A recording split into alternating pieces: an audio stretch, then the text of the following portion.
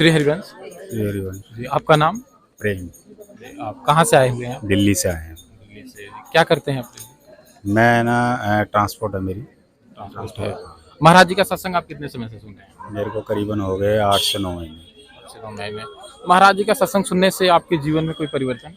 मेरे जीवन में बहुत ज़्यादा परिवर्तन आया है। सबसे पहला परिवर्तन ये बताना चाहूँगा कि मैं पहले है ना सवेरे 8 से 9 बजे तक उठता था, लेकिन आजकल मैं जो है 4 बजे से पहले उठ जाता हूँ। पहले मैं भजन नहीं किया करता था, अब भजन करने लग गया हूँ। तीसरी बात, जो अन्य चीज़ें जो होती हैं, जो मतलब जिनको है ना गलत कहा जाता है, उन चीज़ों में मैं पड़ा हुआ था, वो सारी चीज़ें मैंने छोड़ दी हैं। तो मुझे है ना अपने जीवन में बहुत ज़्यादा फ़र्क दिखाई देता है। महाराज जी का सत्संग जो है वो परिवार के लिए कैसा लाभकारी हो रहा है? बहुत ही बढ़िया है। और जो आजकल की युवा पीढ़ी है और साथ में जो बच्चे हैं जिनसे हमारे ना देश की नींव चल रही है, उसके लिए बहुत ही लाभदायक है ये। वो उनको है ना मतलब ऐसा रास्ता बताते हैं जिससे कि आगे ब्रह्मचर्य और है ना दिनचर्या दोनों चीज़ है ना बहुत उन्नति होती है उससे। कि परिवार के लिए, हाँ, परिवार के लिए महाराज जी का सत्संग कैसा लाभकारी है? बहुत ही लाभकारी है। ज़्यादातर ये जो है कि युवा पीढ़ी और बच्चों के लिए तो बहुत लाभकारी है।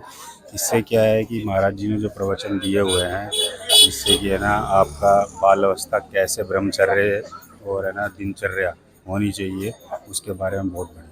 बहुत से लोग ये कहते हैं कि छोटे बच्चे जो हैं वो पढ़ाई में उनका कैसे मन लगेगा जब वो भजन करने लगेंगे, और ये अवस्था जो होती है वो पढ़ाई की होती है, ना कि भजन की। ऐसा ऐसा तो उसके लिए बिल्कुल क्या कहना चाहेंगे आप? ऐसा बिल्कुल गलत है ये।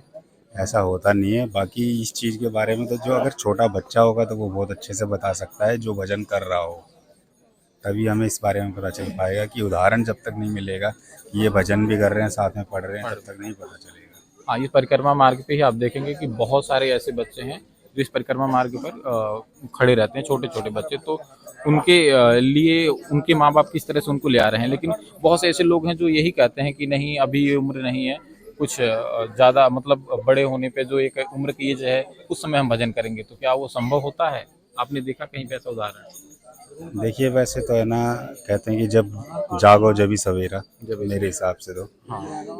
बाकी तो उसके पूर्व कर्मों के हिसाब से होता है। किसी में कर्म ज़्यादा होते तो वो बचपन से ही लग जाता है, किसी का कर्म जैसा होता है वो उसी हिसाब से है ना भजन में लगता है।